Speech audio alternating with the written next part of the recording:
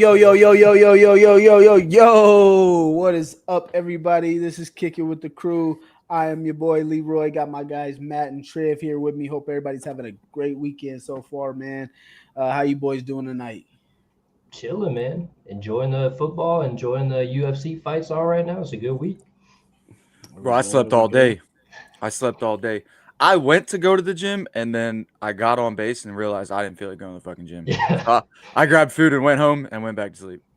Yeah, There I you had a go. couple of days like that this week, man. It's been like it's starting to get a little cooler out, a little rainy out. Just want to have a nice cozy night at the house. I feel it.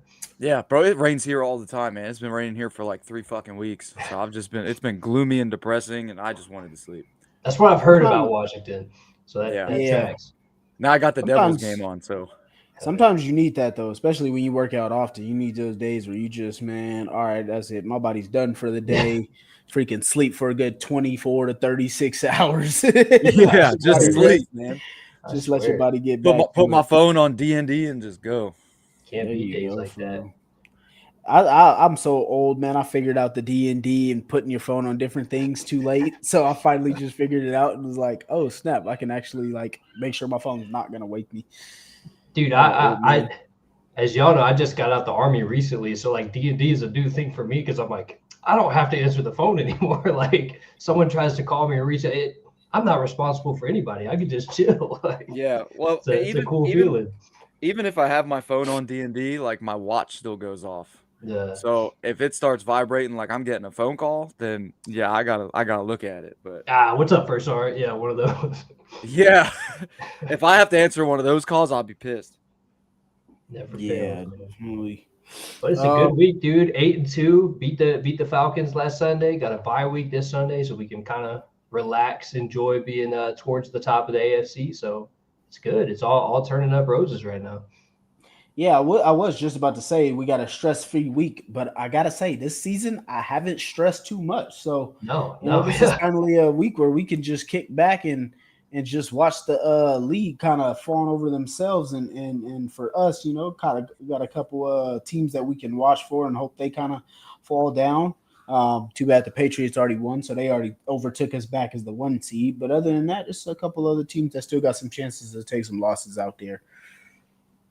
yeah. It kind of separate us in the pack, right? Like at the top, it's us, the Patriots. I believe the Bills are still in there. Like it's a somewhat of a tight race. So if a couple of those teams can just take a L tomorrow and help boost us up to the top, especially across the division, like the more the merrier. Let's The, the let's one be the alone one at the top. if I remember correctly, Denver plays the Chiefs tomorrow. And Yes, that's and a they hard got one to pick. Do I want Denver to lose so we can get a step up, or do I want the Chiefs to lose so that they're not feeling too They nah hot when stink, we come yeah. back? we definitely want the Chiefs to win because it'll push Denver down, right? So it'll put them back behind us, and then also the Chiefs don't have to come into the Colts thinking must win. We gotta Yeah. win. We done lost a game. Hopefully We they're done won coasting a back to little bit back. and we just smack It, them. it, Is the Chiefs exactly. game in KC or is it at home? It is in KC.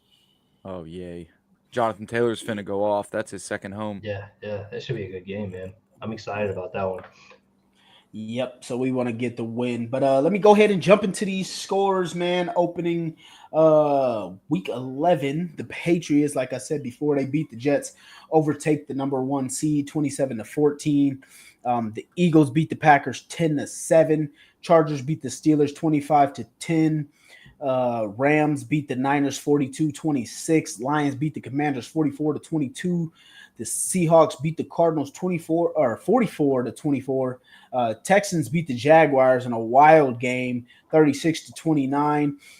Bears beat the Giants 24-20. Bills lost to the Dolphins 30-13. Ravens beat the Vikings 27-19. Patriots beat the Buccaneers last week 28-23. Saints beat the Panthers 17-7. Jets beat the Browns 27-20. The Raiders lost to the Broncos 7-10. And as we all know, the Colts went overseas and beat the Atlanta Falcons in Berlin, Germany, our Yep. second home over there, Yeah. 31-25. And it was a hell of a game. It's That it's funny you say that too. Our second home, there was like a good turnout. out and like seemed very pro Colts. I was kind of reading some comments and stuff. People were talking about Bjorn Werner ever since he no longer had a place in the league. He's been like an ambassador for the Colts over in Germany apparently. So I guess He's fan base over there. he's basically the Pat McAfee over there. Yeah. He's just hyping That's up what kind of. So that's pretty cool. You know, it obviously didn't work out great for him playing career. He wasn't a great player, but you know, kind of settled down roots for us in Germany. So that's a bonus. I'll take it. There was a lot of Colts fans there. It was cool to see. Yeah, he had man. flashes. Yeah, he did. He sure had flashes. I liked him. I think his rookie year he played pretty okay, and then after that he just never really took that next step. Yeah, it was kind of like the what was it? What was I about to say? Jesus, I just lost it. Austria when we played over there, and we played the Patriots and we beat them. So we're kind of one of the I want to say, I don't know. I know the Jaguars are the most played overseas team. They play a lot of games in London, and then we have a few games over there. And when you win, that's kind of how people become a fan to you. So we got a couple games where we're over there and we've won. So that's kind of been the big thing for us and why we've kind of taken a hold of it. And then we also got a lot of foreign players. We got a lot of African players. We got the Australian players, kind of the Germany side of it, Austria, those type of guys. So we got a lot of players. We also had that tight end. I can't remember his name right now. He actually got to speak this week. I didn't even know about him until like the day before he got to speak. Somebody had mentioned him. He was on our practice squad and got called up for the game. So, so we got a lot of foreign players. So it's a pretty big thing for us over there. It's always like annoying, somewhat annoying having your team do the international games because you know like the travel's going to suck. It's going to be a weird kickoff time. But setting all that aside, just as a football fan, like it is so cool to see in the last 4 or 5 years really how much the game has grown internationally. Like you talk about foreign players, there's so many across the league now, and the game's just growing in Europe, Africa, like everywhere in the world. So it really is becoming an international game. It's pretty badass to see, and for obviously our team to be a part of it. So it's awesome. Most definitely agree. Chester says, "What's up, guys?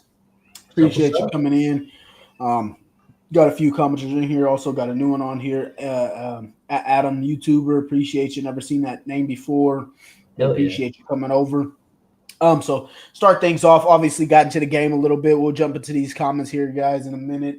But first want to say shout out to ZTV and Joey and the guys over there. They've just dropped out a new 24/7 rollout.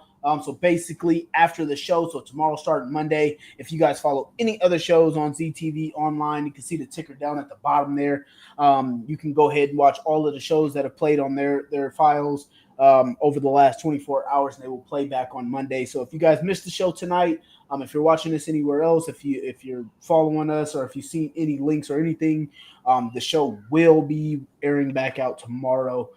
So they'll have a 24/7 rollout of all the shows. So go ahead and catch that if you missed tonight's shows. Hell yeah. So yeah, let's go ahead and jump into it here, boys.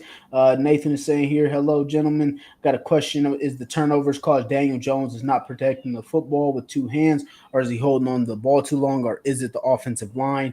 And then he also has another comment here to go along with that. What's the deal with the offensive line falling apart the last 2 weeks? 12 sacks is a major red flag. To jump on the first one, man, I mean, you can easily answer your own question by watching the game. I mean, he's definitely got both hands on the ball each time. I don't know why people keep saying he's not handling the ball properly. Every time he was sacked and fumbled, both hands were there. He was just getting either blindside hit or somebody got their hand on the ball. It happens. Yeah. It's just a misfortunate type situation. Do I blame it on the offensive line? Yeah, sure. But at the same time, teams are starting to take away what we do best, and that's those quick type concepts that are about 7 yards. They're taking those away a lot faster than they were earlier. So it's just pretty much teams figuring out what we were doing offensively, and as a whole, plus I think it kind of goes until early on in the games we aren't running the ball as much. So yeah, I mean, kind of said it all, but just to add on to the point, like it is a red flag how the offensive line has played the last 2 weeks. I think we had 5 or 6 sacks total on the season going into last week's game. Like very, very good season. Going into the Pittsburgh game. That's correct. I think it was 6 on the. I think it was 6 on the year. and then 6 alone in the Pittsburgh game. Yeah, and then kind of same story against the Falcons. So it's concerning, but I think it's kind of what Matt's saying as well, right? Like teams have been figuring out what we've been doing kind of middle of the season. Everyone has a lot of tape on everybody. So the kind of light at the end of the tunnel here, the silver lining, if you will, is like it's happening at the right time. If you ever are going to have an offensive line collapse, right before the bye week, I guess is a good time to do it because now we can really sit back. All right, this is where we went wrong. This is where we fucked stuff up. Like, I don't think it's a question of talent. We have the guys on the offensive line, but clearly something isn't going right there. And it's the entire offense as well, not just the O-line, but the entire operation is leading to these sacks because we're not getting the quick concepts. We're not getting the ball out quick enough, whatever it may be, right? So hopefully they're going into this bye week. One, get healthy. That's the main thing. Everyone's a little banged up, but just kind of correct these things in film. And I'm confident they will. There's no reason to think that they won't. Yeah, I'm kind of with Nathan on this one a little bit just because of the fact that I do think a little bit if it has been concerning with Daniel Jones. He's kind of been doing the turnaround and throwing his back towards the offensive line. We had the one fumble where he was facing kind of backwards and had the ball in one hand and the ball got slapped out. Matt, to your point on that, the first one where he was in the pocket and the offensive lineman got beat, kind of like the same one with TJ Watt. And a couple people were saying that is Daniel Jones's fault or whatever, that the ball is getting slapped out of his hands. Like, look, I get it. You're supposed to keep 2 hands on the ball in the pocket. You got to step up and what's name and whatnot. But these guys get paid. These guys get paid to rush a passer. They smack the ball out of people's hands. I don't care which quarterback it is, just because it's a certain guy and whether they have the fumbling issue or not. That's these guys' job to get there, and they're supposed to be game records and force turnovers. So it's a little bit of both. I think, obviously, just like Trev said, I think that's the perfect point is when you have these issues and you're going into the bye and you can top it off with the win. You can say, look, we got the win, and it's easier to fix losses after a win than it is after a loss because you're so down on it. You think of that, you keep overthinking it all. I think this was a great point. And just like I said, to start the season, I thought it was going to take a while for our offensive line to gel anyway with 2 new starters, playing center and playing right guard. I thought it was going to take us till about this point for the offensive line to actually start playing their top tier of their game. So I thought they were ahead of schedule.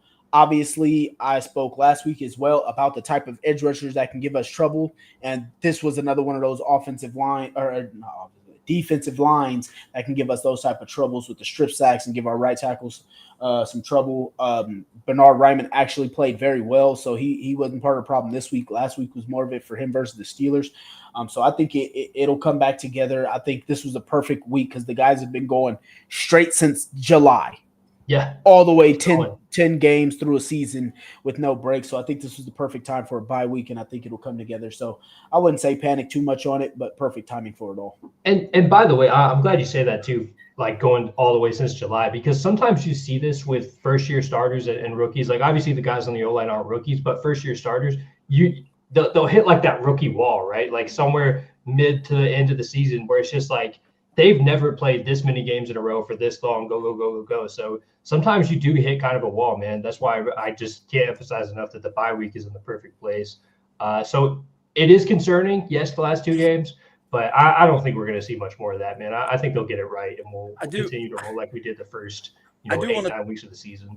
I do want to touch base on schematically too, man, because if you look at how we played in those first, before the Pittsburgh game when it was very, very balanced attack, run, pass, type situations. And we weren't taking as many deep shots. I feel like Shane, last couple games has been trying to end these games early with deep balls and hasn't been running as much. If you notice when we head into the fourth quarter, Danny was upright the majority of the fourth quarter. And why was that? Because Jonathan Taylor was fucking running the goddamn ball for 80-something yard runs, so it's like we have to stay consistent with getting Jonathan Taylor going early. Even if we take a couple, 3 and outs, or you get a drive with 1 first down or 2 first downs, you have to force the issue with Jonathan Taylor, and that keeps Danny Dimes on his feet. He doesn't turn the ball over, and it opens up everything else. It truly does. And I do feel like the last 2 games we have been stepping away from what we were doing early on schematically. Now, I will say though, in this past game, I feel like Shane, like that was a huge problem for the Pittsburgh game, like we talked about. I feel like Shane caught it this game though, and then once he saw what kind of game JT was having, like the fourth quarter and overtime, we just leaned on JT, which was the correct decision. But 100% I think point, like schematically, it has been a problem.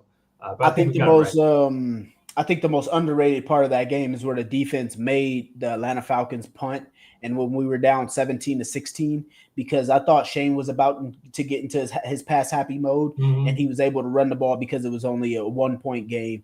And then to Matt's point, this goes back to what we had said last week. Throwing the ball 50 times is a recipe for nobody to be good. And Matt had a perfectly great point when he was talking about that. He stated in his statement before, can't remember exactly what you said, but think it's a perfect point about throwing the ball too much and kind of putting his foot on the pedal first. And I think that's why we've been receiving the ball a lot more, trying to get us up on the board and kind of dictate what we're going to do. So that's another good point of it. Making sure that we're not always in passing situations. It kind of helps everybody. And yeah, I mean, I just think it's just another point for Daniel Jones to prove that he can still be a guy, because a lot of people keep talking about how he can't be a guy, and a lot of people talked about the fumbles and stuff like that and the sacks and whatnot. But still, at the end of the day, when we go and look at the Atlanta Falcons, they lost to the Patriots by 1 the week before, and they also sacked Drake May 7 times in that game versus the Patriots. So they have a hell of a team. I mean, they got the number 1 pass defense in the league, and they got I want to say I know it's for first 2, but I think they got 3 first-round draft picks on that defensive line. But I know it's 2 for sure. I'm not sure if it's 3. Yeah. And so they're going to get after people. They got 12 sacks in their last 2 weeks as a team. So this team is pretty damn good. So people can count it how they want to, but at the end of the day, it's just like Matt said. We don't want to be dropping back all day. You want to push some people off of you. And again, Daniel Jones threw for, I think it was like 255 versus the number 1 pass defense. And I think they've averaged giving up like 140 to 170 yards a game through the air. Like that's insane. They've been great. Yeah, so just be able to, I mean, total offense, let me pull it up real quick. We had 519 yards of total offense. Like the balance we showed in this game as opposed to the Pittsburgh game, it was night and day. Like we reverted back to what we know. And it just goes to show, man, like when you got a guy like JT that you can lean on, it opens everything else up. And really the rest of the game was easy for Daniel Jones because we know we have JT, right? And then he went, speaking of the guy, went and just had a career game. That's all, put his name number 1 in the MVP ballot. And just a couple stats, right? 244 yards, averaging 7.6 per carry, 3 touchdowns. Like, it doesn't get much better than this guy. And 42 yards receiving as well. Like, he's the MVP, bro. He's the MVP. Your favorite running back's favorite running back. Yeah, like, come on. This dude was insane. It was a career performance for him. And put the team on his back and went and won the game, dude. Like, it was just you don't get games like that and players like this, but once in a generation. So it's special what we got right now. And it's so lovely not having a Frank Wright to see him get 10 carries and average 8 yards per carry and then just stop running the ball completely. So yeah. I absolutely love it. What up, Paul? Appreciate you coming in. Hey, Stacy, how you doing? Hope you're doing good. Paul said, do we think he'll break Dickerson's record? I don't think he's not on pace for it, so he would need a couple more 200-yard games. But I'm just hoping he'll get to that LT scrimmage record and the 30 touchdown record. So I'm hoping we can get there, but we'll see. I'm more of a guy who wants the playoffs. I could care really less about the regular season. So as long as we keep winning and we make a deep run, that's what I'm hoping for. I think he'll get within range of it. I agree, though. I don't know if he'll break it, especially because I don't think Shane's the type of coach that's going to sacrifice. And I don't think JT is the type of player that's going to sacrifice like the right play for just trying to force him in. They're going to keep doing what they're doing, and JT's going to have multiple TD games, and he'll get within spitting distance of it, I think. This is hilarious.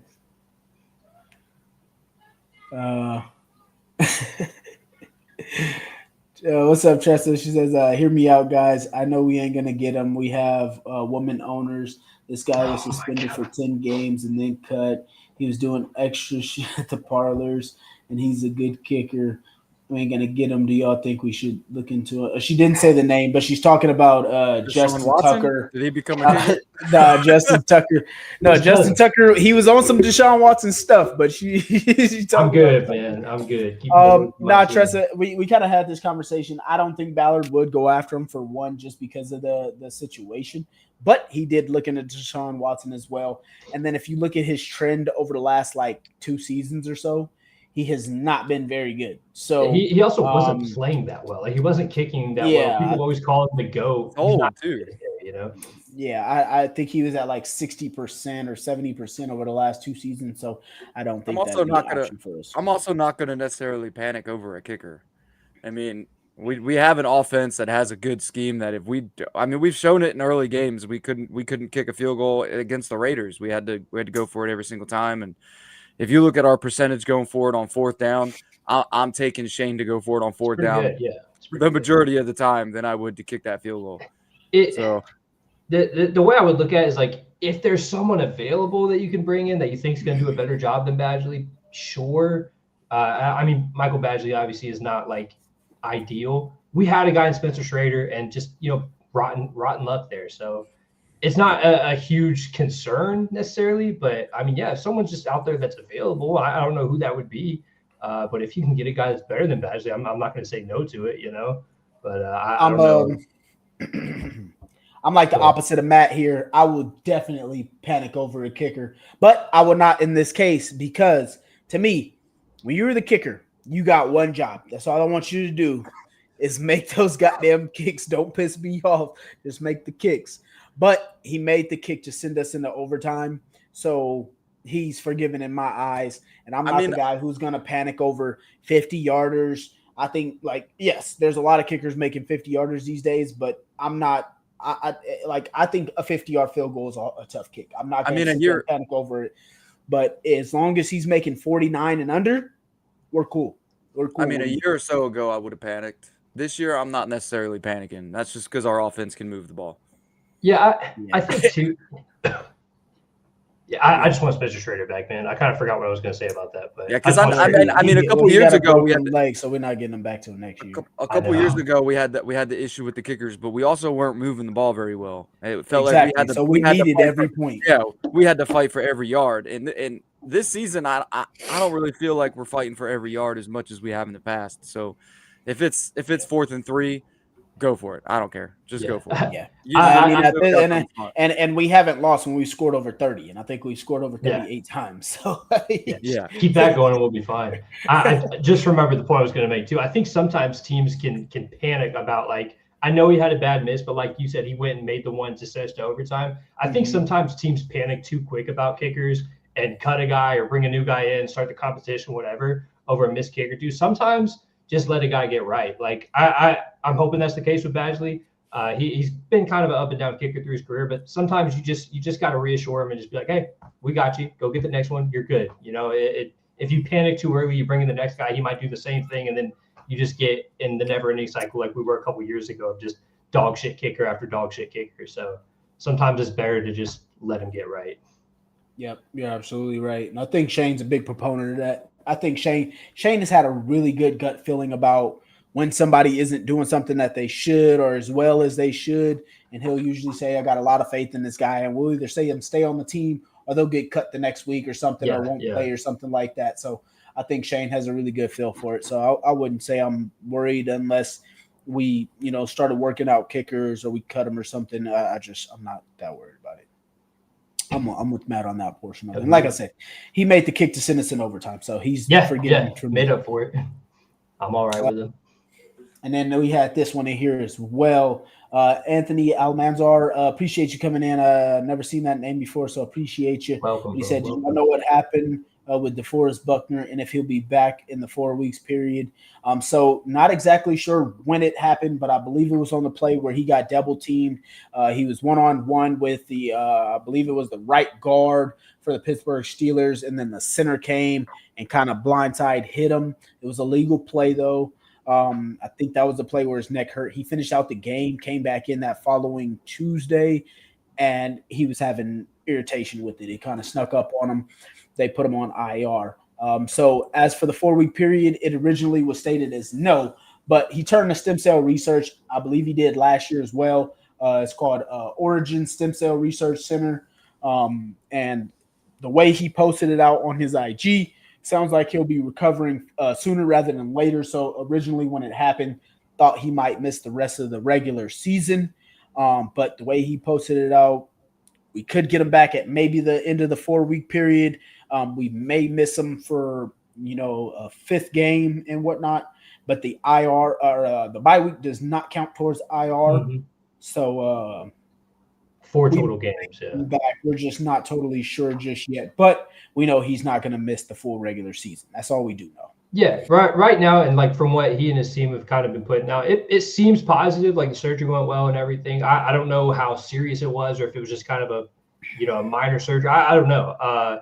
But from what they were putting out, it seemed like it went well. It seemed mostly positive. And the word online is they're looking at possibly a week 15 return or somewhere around there. So you right around the end of the regular season, which is great news for us if he can come back the last couple of games and then the playoff run, that we're fine, we're money. But obviously you don't want to rush something like that either with the neck. You want to be careful. So around week 15, I'd expect to look at hopefully getting Buckner back. Any thoughts on that, Matt? No. I mean, for sure. I'm not a medical professional, so I don't know. I know he had an injury, he's getting it worked on. I mean, if I worked in the building, I might have more, but I don't. Yeah. For sure. Yeah, it's all speculation right now. Just reading shit online and hoping, Yeah, it's positive. I'm not mad at it. I like it. I'm only gonna read this because you came to the chat, so you gave us a view. This is Gary Fingernickel. Appreciate you for coming in, man. I'm trying to figure out who that is. I saw that. I was like, this guy. Hello, read my name, please. My Astro. Yeah, he had me cracking up. So I wasn't reading all of that. I just was gonna say the name just because. I hope he's still in here, so he sees that we actually read his name, because I don't know who that is. Yeah, that was hilarious. Gary Fingernickel. Oh, that's funny. Can he kick? Bring him in. Dave Stewart, appreciate you, man. He says, doesn't matter with women owners. Ballard is a room guy. His parlor history eliminates him. Basically talking about the 100%. Kicker comment. They basically eliminated. Nathan also had another one on injuries. He said, what's the deal with Carlisle? So I hope he comes back this year, but I don't see it happening because he's going to be too far behind and lose system. Just like Matt said, we're not medical professionals, and honestly, I don't know a single thing. I've commented on some reporters and asked them about them. They haven't responded back to me. Nobody knows anything. Literally couldn't tell you anything. So I think the signing of Pratt kind of explains all of that. Yeah, but I also think too, like the second half of the comment, I don't know how much that's a factor, right? Like being behind in the system. Like you said, we signed Pratt and he was starting. Now obviously he's familiar. Well, he's I don't think that's so much of a factor. Yeah, but Carlisle's also in the room. I mean, just because he's on IR doesn't mean he's not involved in the building. Exactly. Like he would need some walkthroughs and everything for sure. But like I think it'd be doing him a discredit to say he's too far behind in the system to even play. Like he's got the plays. He's in the film room, everything. I don't know what his injury status is. Hopefully we see him sometime this season. I have no idea, but I wouldn't say he's too far behind in the system. I don't think that's hugely accurate for NFL guys. Get him a couple walkthroughs. It'd be more of a question of conditioning to me. Like if he hasn't played. Yeah, I was just about to say he's a professional. It's his job to be up to date on it. Now, if he's physically behind, that's a little bit something different. But mentally behind, it's his job to be on top of it and be ready. To go. He shouldn't be. I mean, even when you're injured, you're like I said, you're still in the building, so you're still learning. You're still watching film. You're still preparing as if you're playing. You're just not playing. So, if anything, sometimes you'll see guys that get sidelined for a while and then they come back even better because they're able to really take that time and develop the mental side. It's not like high school. Maybe it's a positive. It's not like high school when you get hurt, you become the equipment manager. So, like you're washing people's drawers and shit. Yeah. Hey, bring this to the laundry room. They paid people a lot of money to do that. So don't worry about that shit. Yeah. No, he's in there, man. I like that she brought this question up. I brought it up in the chat. I can't remember if I texted D too, but she says, I think we need Alec Pierce. He gets them long balls. He's a solid player. We should extend his contract. I also think that he doesn't just get the long balls. And I asked this question last week, and I was like, I'm going to start a controversy, and I don't care who is actually our wide receiver one. Is it Michael Pittman Jr. or is it Alec Pierce? I know everybody loves Michael Pittman Jr. and all, but it's starting to feel like it's starting to lean more toward Alec Pierce as being our wide receiver one. I mean, I personally, I've always thought Alec Pierce was going to be receiver one, just depend on when he was going to be able to get more than just the deep balls. And now to see that hit, he's been working. Like his hips are dropping when he's running end cuts, slant routes, running different stuff. I think he's just developed a lot more. I also thought A.D. Mitchell had a chance to become that guy. He obviously didn't develop the way we needed him to in year 2. He's that guy in New York now. Did you see him Thursday? Yeah. Saw him yesterday. Right in with that scheme, my guy. He still has elite routes, and he's still got second grade hands. So Dude, I don't know. Second graders can catch the ball, man. I don't know, man. I mean, I don't know. The way Justin Fields was throwing bullets, I don't think those second graders catching that one. But so either way, I just thought that Alec Pierce has always had the chance just because of his speed. I think when you got that kind of speed, if you can develop more of a route tree, I think you always got the chance to be the receiver one. I mean, yeah, and when you look at it, we start the game off with him on simple out routes, not even anything deep. He's just doing it. He's just doing a simple out route to the sideline. Boom, rhythm throw. Paper cuts. Yep, Paper rhythm cuts. throw, rhythm throw, And run, then, deep shot. Yep, yeah, man. It works. Yeah, I'm here for it, man. I love Michael Pittman Jr. I think they complement each other very well. Yeah. I just really think that actually it draws the question. The last few weeks has literally drawn the question for me of who is wide receiver one. Yeah, and the great thing about Pierce too is we've seen him elevate his game every single year. Like he came into the league already very, very solid, these deep crossers, but it felt like he might just that might be his role. He might just be the deep ball guy, whatever. You live with it. And then last year, he really developed more, added more to his game, better route running and everything. And it felt like a breakout year. And you kind of think, well, maybe that's it, and that's a pretty good role. Yeah.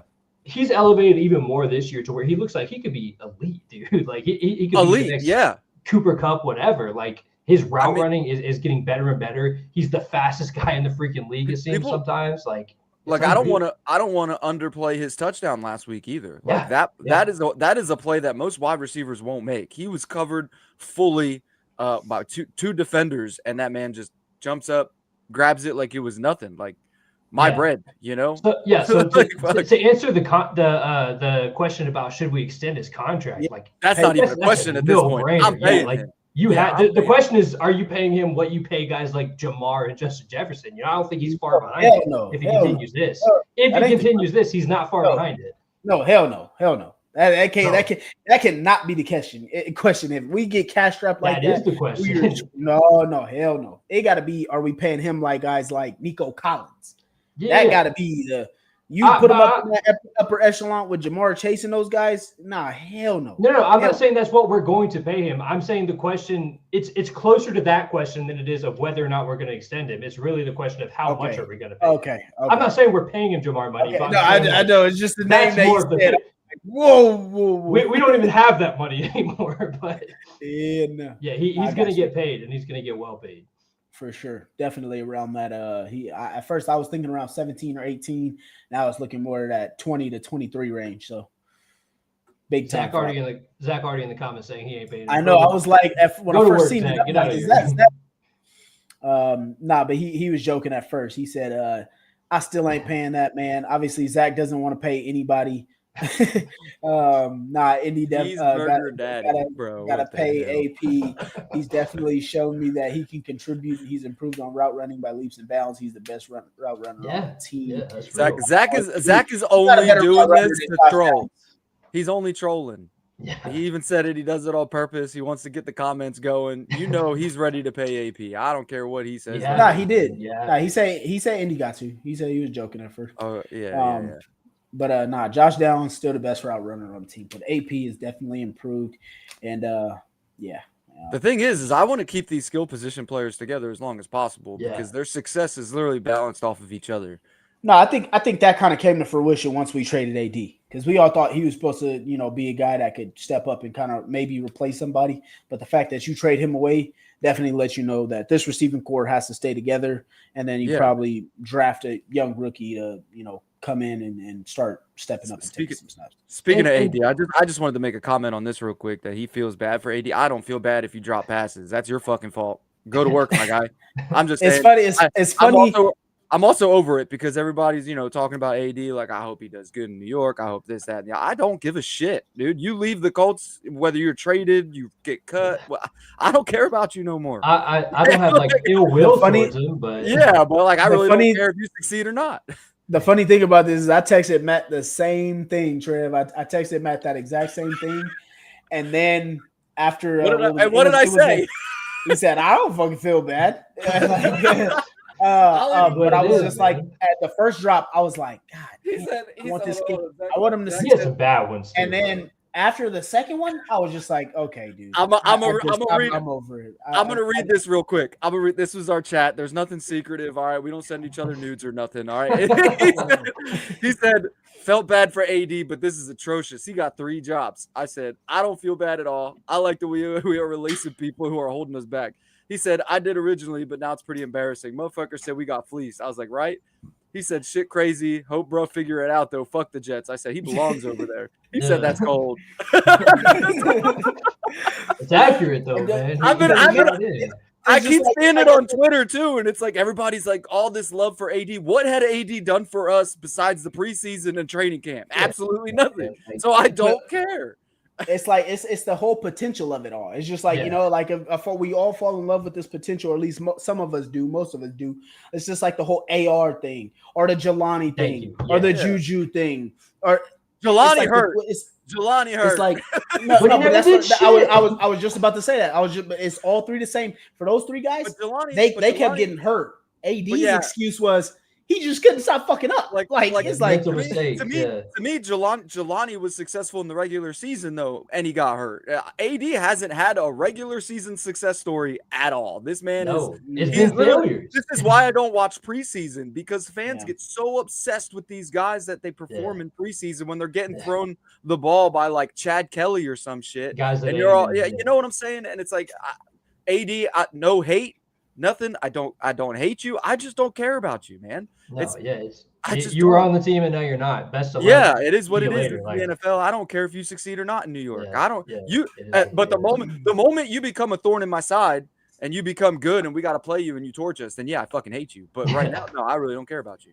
Man, I feel like we've hopped on this show. I know I've said it a couple of times, like, multiple years now. Potential is just shit you haven't done yet, right? So I get so tired of these potential stories. Like you talk about AD, AR, Jelani Woods, everybody. Like, none of them ever amounted to anything with the Colts, though. So it's just shit you haven't done yet. If we could buy a house with potential that we've had, we'd have a fucking community. Yeah, I mean we've talked about this multiple years, because how many years have we talked about Kwity Paye, and I was like, I'm over it. Or the other dude that had a really long name that I didn't like. Dio Odangbo, same thing. Yeah, I said the same shit about him. I was over it, and then it was like Tyquan. I've been on Tyquan this entire time, because when that man touches the field, he shows potential, and I wish that they would just play him more. Just stating here for the record, I've never thought Kwity has any potential. I think it was like Trev, Damon, Zach. I remember having these conversations being when I was optimistic, in Texas, and I was like, I'm so over him, dude. Like, let's just fucking trade him. But I don't know. I think it's a little different with I do get your point, but I think a little bit different with Kwity Paye. Like some of these other guys, like Jelani, AR, and AD, and Juju, they had crazy talent. I think Kwity Paye to me was always just like a raw. Can he get there? We would hope he would get there. Like, he was healthy and just never really went crazy. It was kind of like, all right, dude, just give us 8 sacks. Like it was kind of just like, just don't be trash. Like with him, dude. It's like the same thing. Go ahead. No, you good. Go. It's like the same thing that we see with Shamar Stewart right now in Cincinnati. Like he's the same exact prospect where he really didn't put up any sort of numbers as an edge rusher in college, but they draft him off potential and athleticism, and then he gets to the league and lo and behold, he hasn't done a fucking thing. He fought for a contract too. Haven't done shit. Yeah. So at least we didn't do it that Kwity, Fought for a contract. At least Kwity had the excuse that he was playing during COVID, and Shamar. Yeah. You had a whole year just to get one Potential, sack, man. a half a sack. Potential. But what I do like about this season, which is why I'm so hype about whatever the owners, the atmosphere that the owners have changed. If you aren't cutting it, you're getting cut. You're gone. You're One gone. way or the other. We're either going to gone. trade you, we're going to cut you, we're going to fake some injury, put you on IR, and then we're going to cut you. And it's like, and we've been seeing it with a lot of people this year. And that's I can feel the atmosphere of what this team wants to do, and that if you ain't cutting it, you're gone. That's no, they have not winning any games with it. Yep. Winning attitude. I love it. Yeah, dude. Just this season alone, Bocce, Xavier Howard, Juju Brents, AD Mitchell, like just to name a couple, all gone. AR because they weren't cutting it. AR benched. He'll probably be gone in the offseason if we're being honest. Like, and we're replacing them. At the same time, well, guys that perform. We didn't necessarily need to replace AD because I think we got Gould and Ashton Doolin. Ashton Doolin's a do it all. I'm going to keep saying it. That was addition by Ring of Honor. How many times did I say it in the chat last week during the game? I was like, Ring of Honor. Again, yeah. Ring of Honor. He's the Taekwon Lewis of the offense, dude. He gets on the field and performs. Doolin and Laquan Treadwell have stepped up for us big time. Yes. Treadwell was making plays on special teams. He popped somebody, dude. Was last week like his debut? In the regular season? Yes. I'm not sure. Regular season debut, yes. Yeah. Yeah. And he had because we traded AD. Yeah. Yep. Love it. But to talk a little bit about the Atlanta game, because we definitely I was just about to over that. I was about to be the next one. Okay, I know you got the whole stat sheet thing that you like to do. So. Yeah. So I was just gonna do a little rundown, man. So we started at the game. ESPND. First quarter there, we opened it up as we normally do. Jonathan Taylor with the touchdown. We missed the extra point, but the Falcons did come right back and answer us back. Tyler Algier scored a touchdown, went up 7-6 on us. Daniel Jones with the big play to Alec Pierce for 37 yards for a touchdown. We went up 13-7, but the Falcons kept coming back at us. Michael Penix Jr.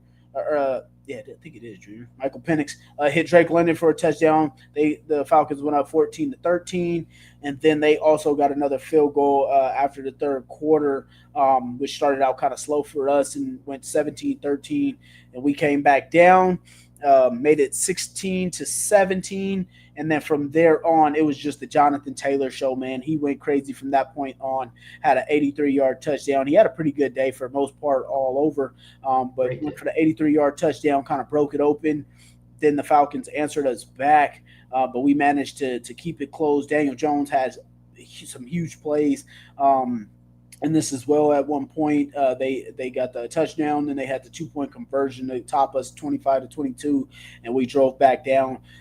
Almost let this game get out of reach. Daniel Jones was sacked on a second down, made it third and 21, and then Daniel Jones rushed for 19 yards, and then we got a first down, and Tyler Warren kicked the field goal, went into overtime, and then just walked down the Atlanta Falcons. I swear to God, Zaire Franklin, dude, he heard me.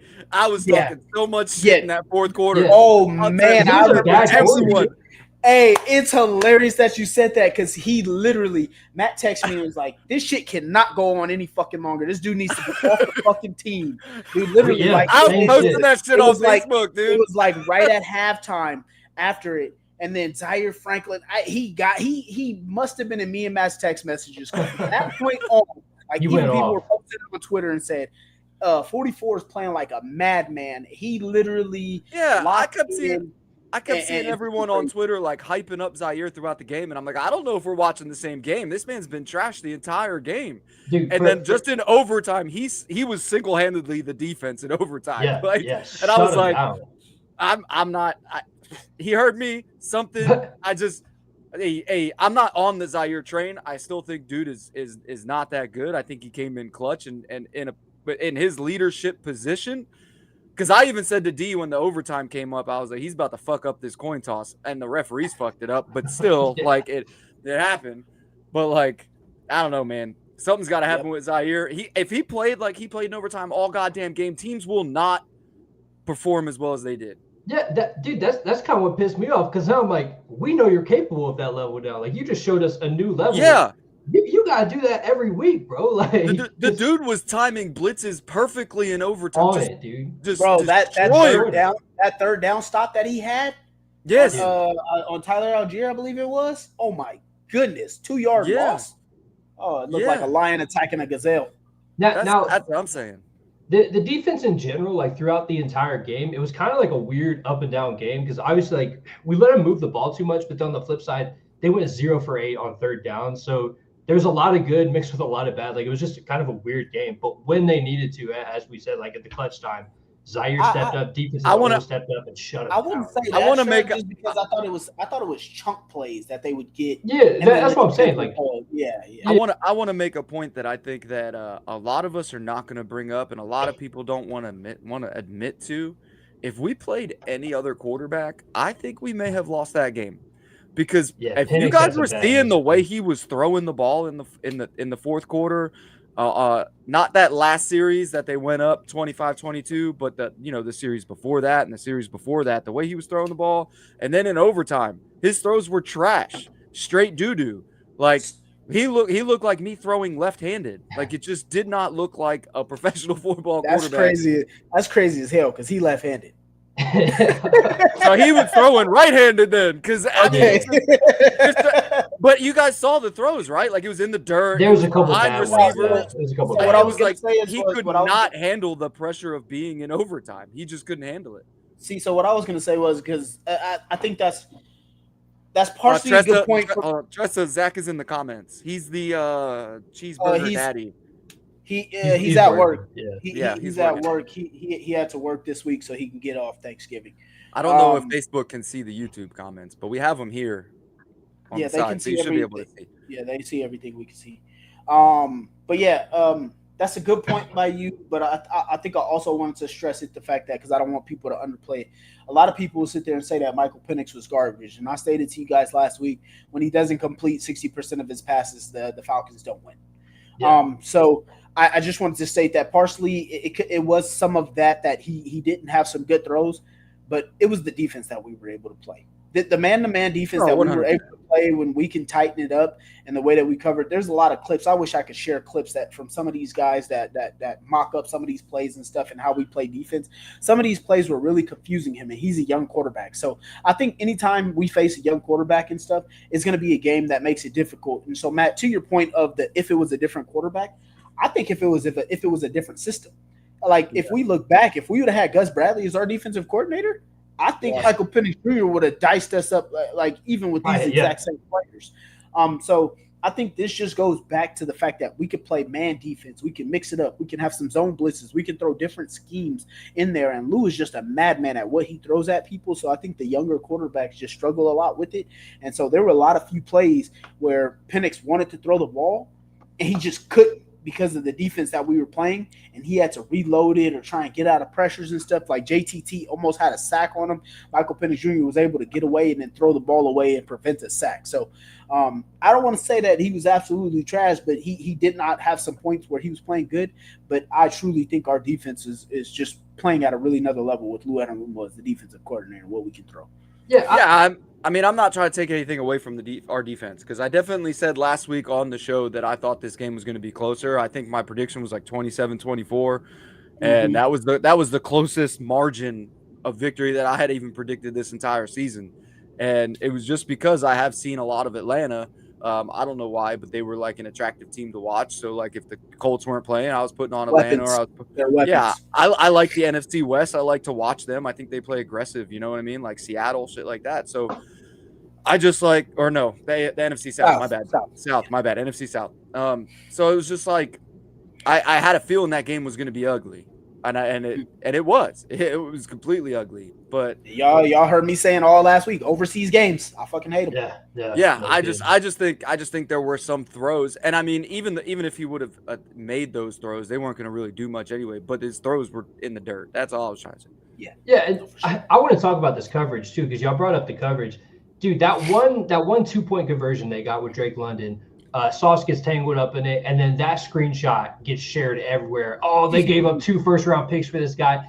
No one watched the fucking rest of the game, dude. Sauce almost had a pick 6, locked Drake London down. I think he allowed like 4 targets, 2 catches. 4 targets, 2 catches, 26. Locked down. Like anytime he was covering him, it was locked down. Yeah. So it was very dishonest work by the people in social media. You also gotta be real about Sauce Gardner coming in, right? He wasn't traded until afternoon of Monday, right? Yeah, yeah. So Yeah. he had already gone into film study for, I believe I don't remember who the Jets were prepping for. The Browns. The Browns. He was already doing film study on the Browns. Yeah. Found out he was getting traded, had to travel to Indy. Didn't even get to move his house. Yeah, didn't get. He said 99% of his clothes were still in New Jersey. So he came here, had to on Tuesday, had to fly right over on Tuesday, start film study on a whole nother team pretty much a day late.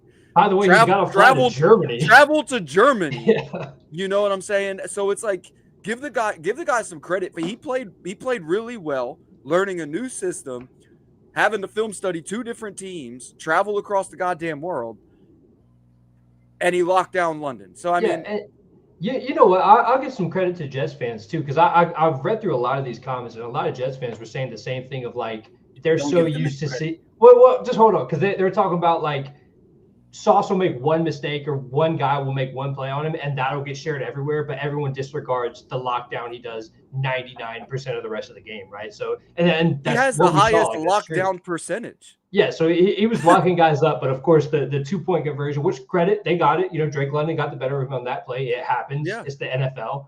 But that got shared everywhere, and everyone's trying to one-up Sauce Gardner as if he didn't play lockdown and defense the rest of the game. People were trying to say, like, oh, he's had 2 interceptions in, like, the last 2 seasons or whatever, and it's like, okay, so what? We have fucking Ward.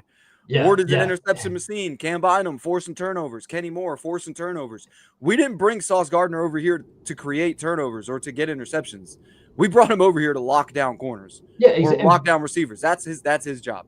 And by the way, sometimes that's not a great stat, right? Like you look at guys like Trayvon Diggs that will have tons of interceptions but get torched. So it's like, is that one interception worth the 150 receiving yards he let up? Like, I don't know, you know? So it's a mixed bag there. But I thought Sauce played really well. To me, I personally don't care. People can have their little stuff. When people sit there and say stuff, I would just share the clips of the next gen stats that shows that he was locking them up one day. Half the people that were sitting there saying it, or not even half, like 80% of the people that were sharing it anyway, kept saying that he gave up a touchdown. So they clearly didn't even watch the game. Yeah. So it is what it is, man. I mean, and like Trev, to your point, I know there was a lot of Jets fans saying that, but there was a lot of people that were reposting and talking about, I'm glad we don't have to argue over Sauce anymore. And it's like, okay, you guys argue over AD, I guess. Yeah, exactly. And that's what a lot of people did. They were posting AD. So like, it is what it is.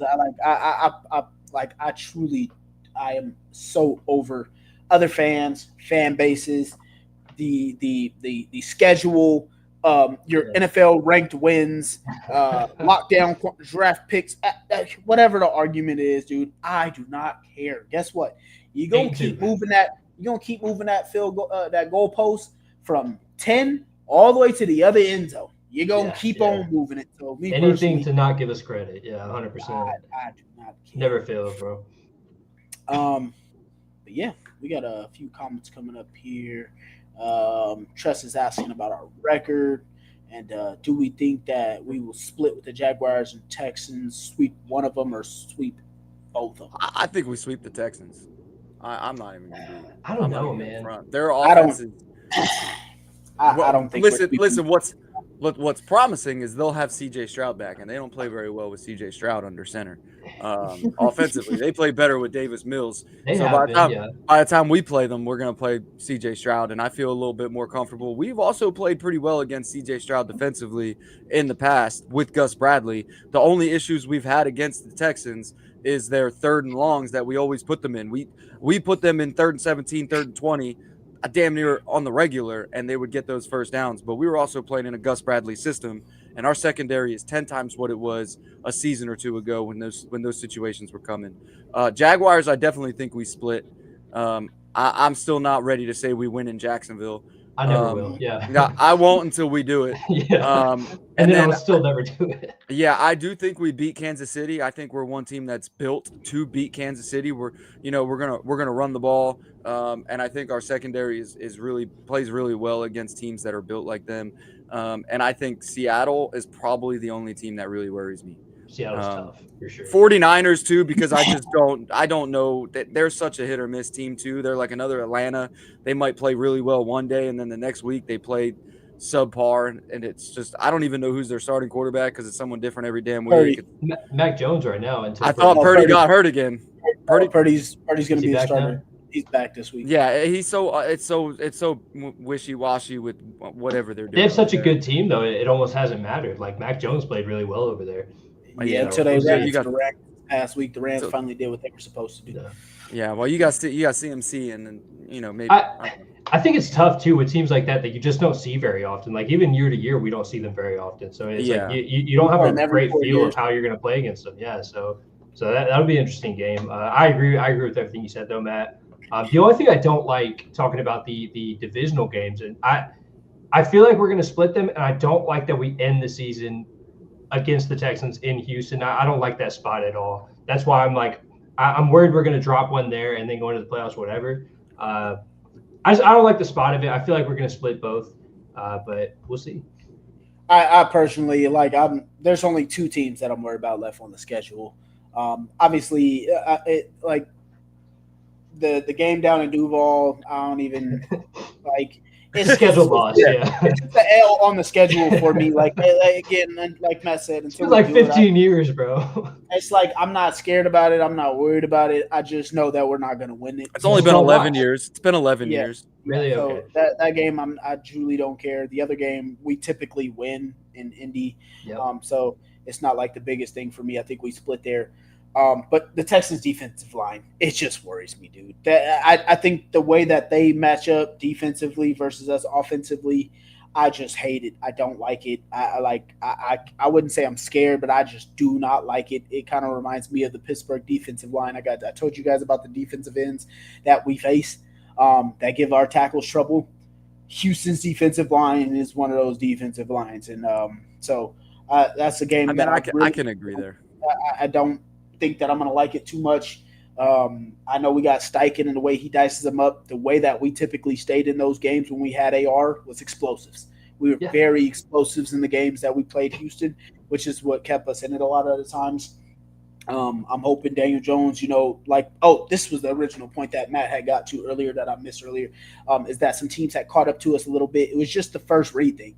Daniel Jones was able to get onto his first read, and that's why our offense was so efficient. Our first read was always so good, so open, and we were able to get to it, and then we were stay on schedule, and then Jonathan Taylor can do his thing in the run game. I think that's what the Steelers had exposed from us a little bit, getting Daniel Jones off of that first read, and that's what messed us up in that game. And so I think that's something that we still that we got to take this bye week and look over and make sure we're not going to get exposed to that again down the stretch here. So what I do think we need to do down the stretch here, and this is no like I want to see less of AP. I think we need to get Josh Downs a little more involved offensively. Absolutely. He needs to be more involved. I mean, he was pissed in that game against Atlanta in the red zone where Daniel got sacked and he could have threw it to him over the middle. Yeah, and it's just he was. That's one guy I need to see more of. Yeah, definitely need to get him more involved. So again, I don't like those two matchups with Houston. Don't want to let them back in the race at all. Would be nice to go ahead and sweep them just because they're having a kind of a down year with their offensive side of the ball. And like Matt said, they have played better with Mills versus Stroud. I think Mills was playing a bit more freely in that second half, being down 29-10.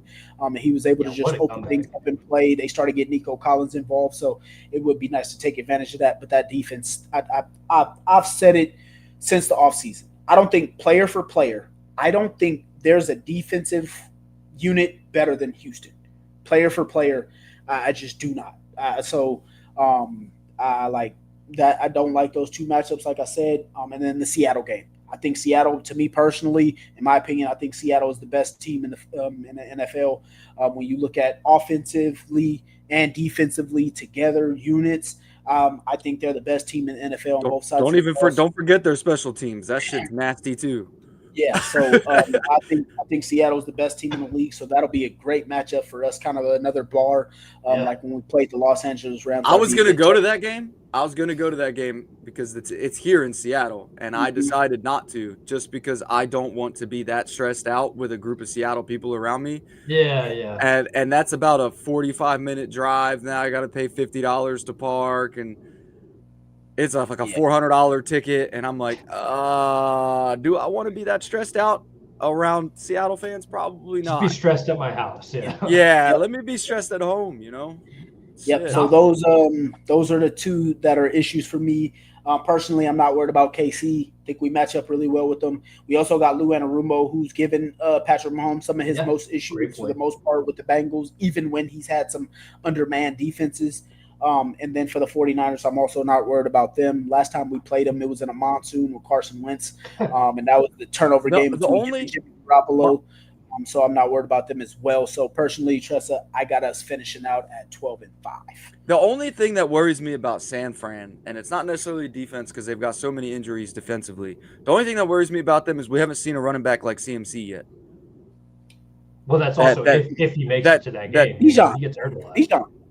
Nah, Bijan is not on CMC level. I'm sorry. Well, I'm not saying but he's the same kind of he's the type of player. Yeah, but I mean, CMC is just that shiftiness, that quick step. That's Bijan.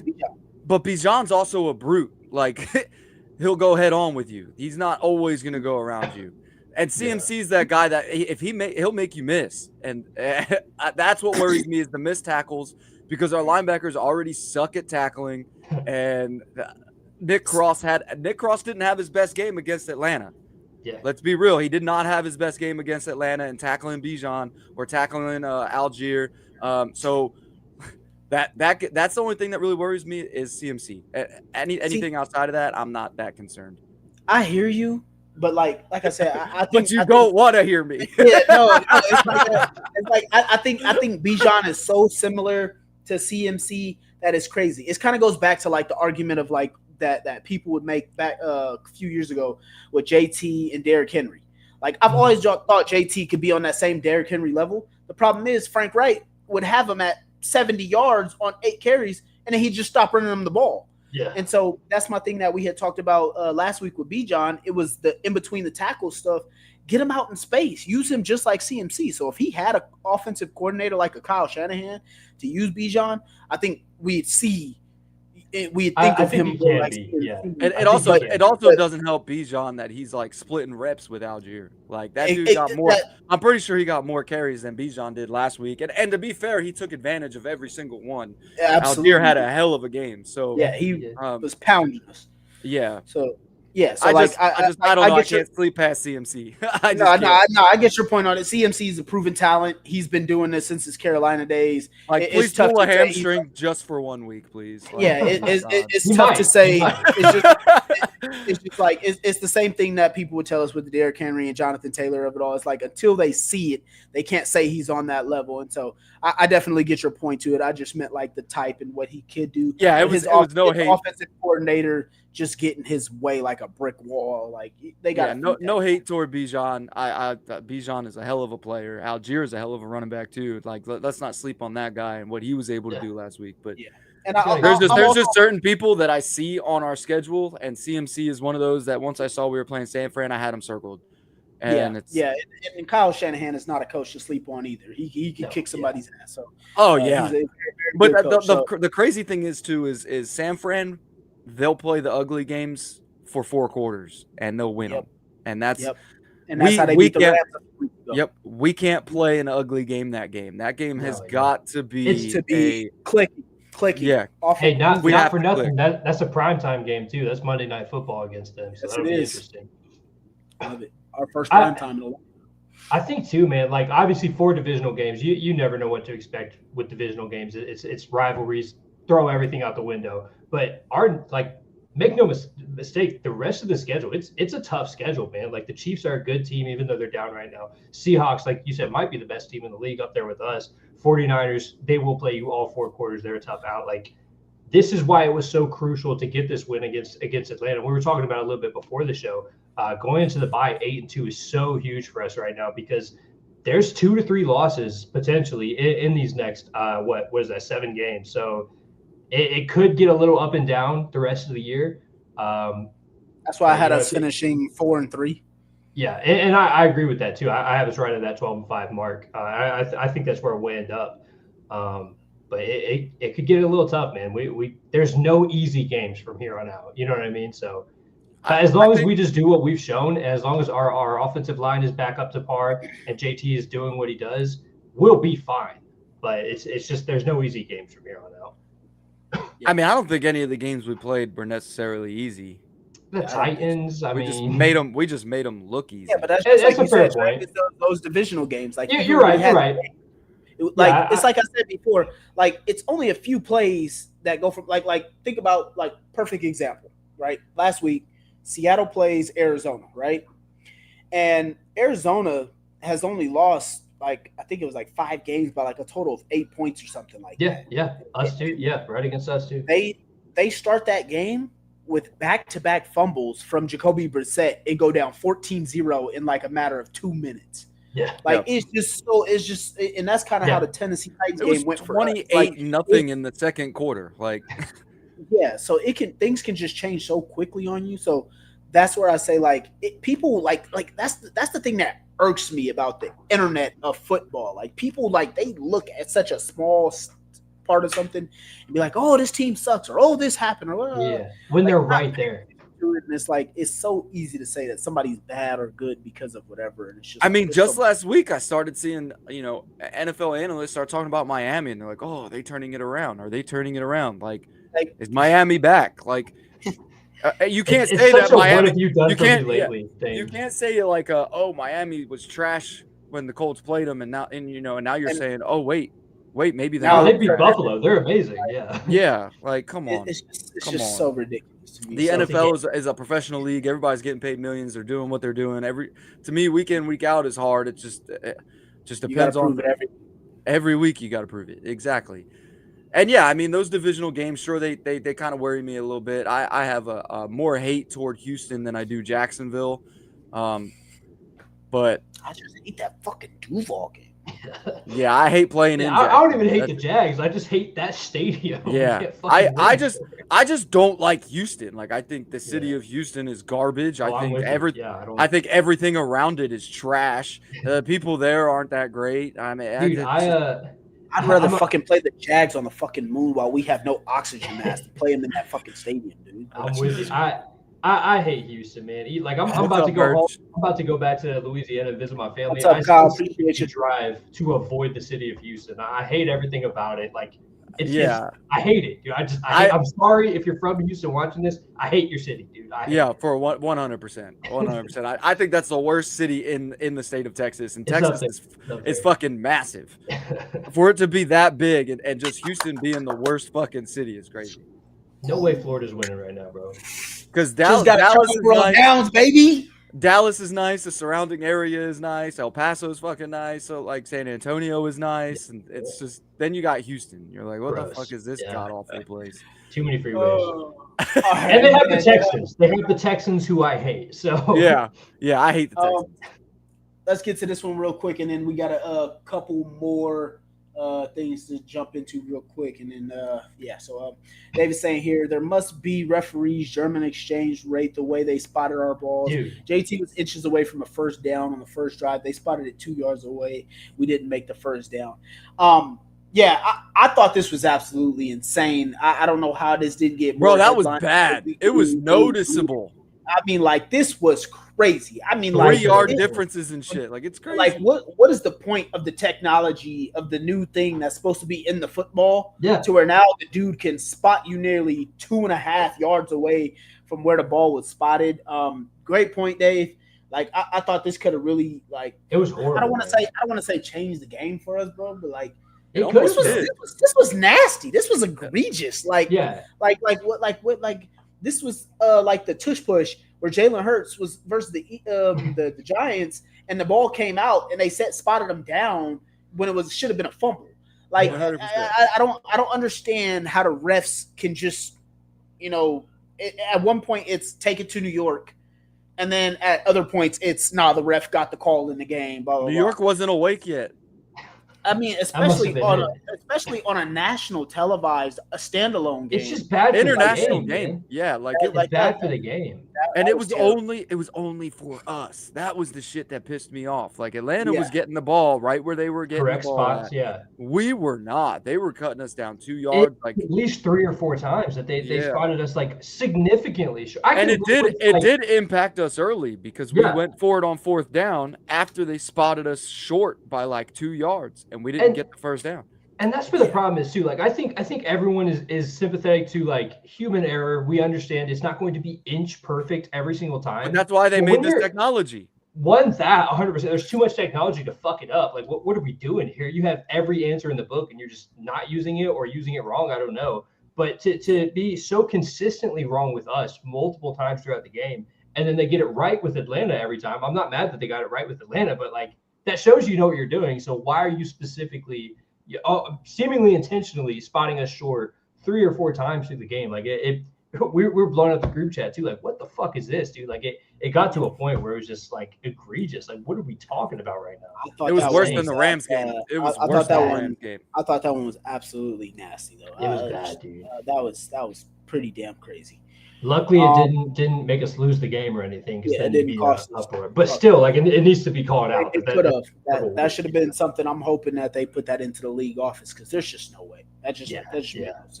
And they got absolutely no media coverage, which makes it even worse. Yeah, it must have been the fog, dude. That fog was bad. I don't know. Maybe they just couldn't fucking see. I don't know. Maybe.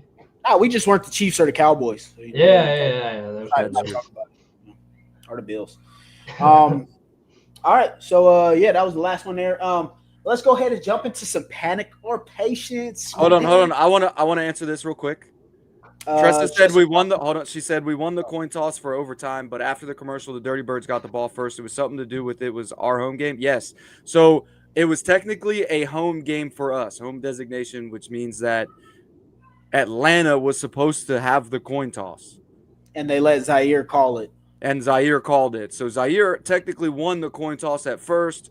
The refs figured it out when we went into the commercial break, and then it ended up changing, which to me, I know me and DeMarco talked about it in our chat, where he kind of wanted us to start offensively. I kind of wanted to start defensively. Other way around.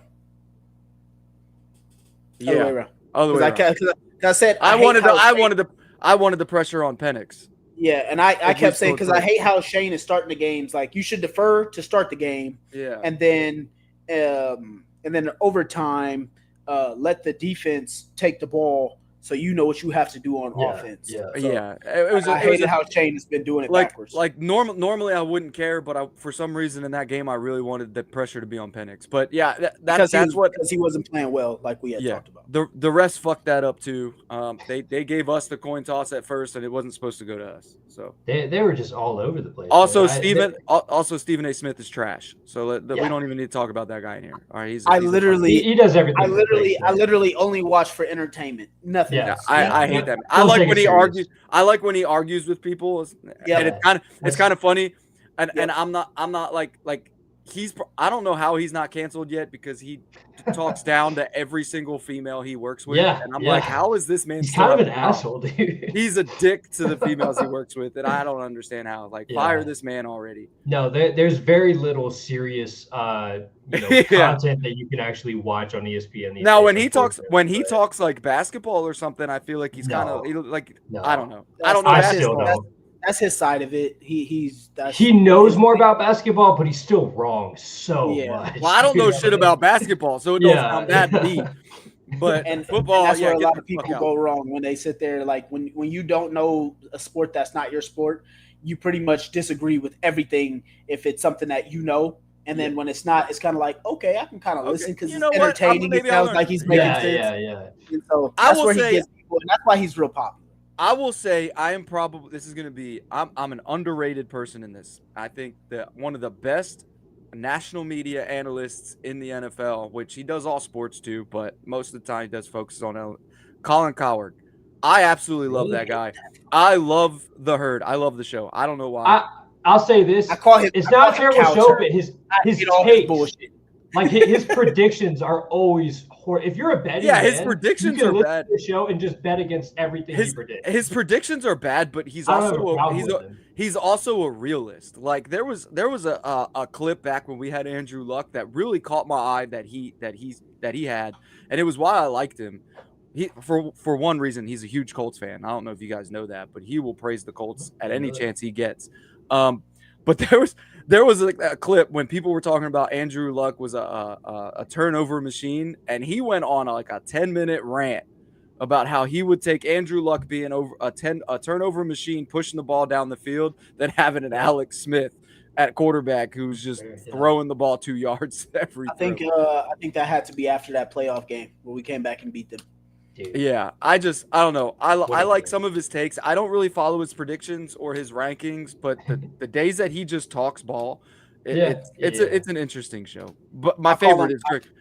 I call him cow turd because I hate all his bullshit. But I'm still my favorite is still Greg Rosenthal. He's still my favorite. I still like his show. Absolutely best one out there. Again, like I said, besides Pat McAfee.